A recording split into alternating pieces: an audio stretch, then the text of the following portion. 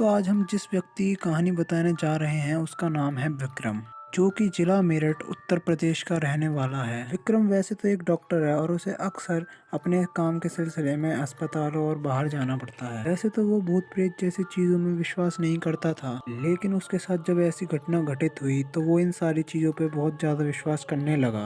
विक्रम के साथ ये सब कुछ हुआ तो वह भी इन सब बातों पर विश्वास करने लगा। अब हम विक्रम के साथ घटी घटना आपको बताने जा रहे हैं। ये बात है 2003 की। दिसंबर का महीना था और बहुत ही तेज बारिश हो रही थी। तब विक्रम राजस्थान के एक हॉस्पिटल में पहुंचा। दरअसल विक्रम को एक ऑपरेशन करने के लिए बुलाया गया था। विक्रम लगभग सुबह के 2:30 बजे वहां पर पहुंचा, पर विक्रम को वहां जाके पता पड़ा कि ऑपरेशन तो दोपहर 2 बजे होना है। विक्रम वहां की कैंटीन में जाकर बैठ गया और अपने लिए कॉफी मशीन से कॉफी ली। विक्रम उस टाइम कैंटीन में अकेला था।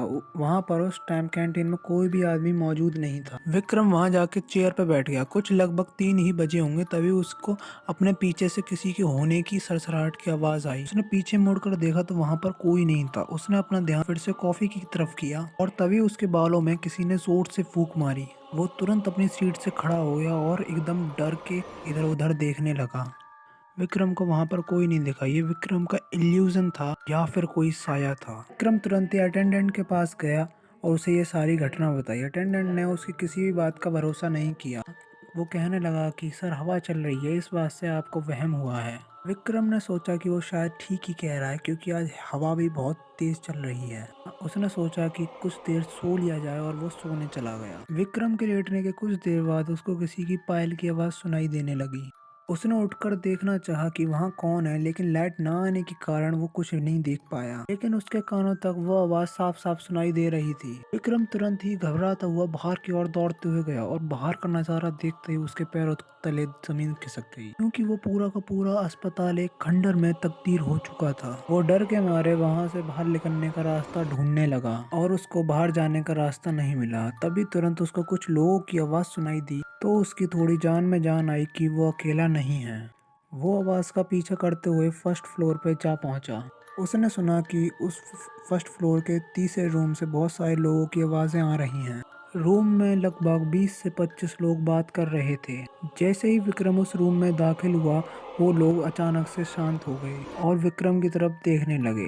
जिससे पहले कि विक्रम को समझ पाता, वो पूरा रूम भयानक हंसी से गूंजने लगा। वो सारे लोग उसकी तरफ देखकर बहुत हंस रहे थे। ये सब देखकर विक्रम बहुत ज्यादा डर गया। जिससे पहले कि विक्रम उस रूम से बाहर भाग पाता, उससे पहले ही उस रूम का दरवाजा अपने आप ही बंद हो गया। विक्रम डर के मारे जोर जोर से चिल्लाने लगा और उस दरवाजे को पीटने लगा।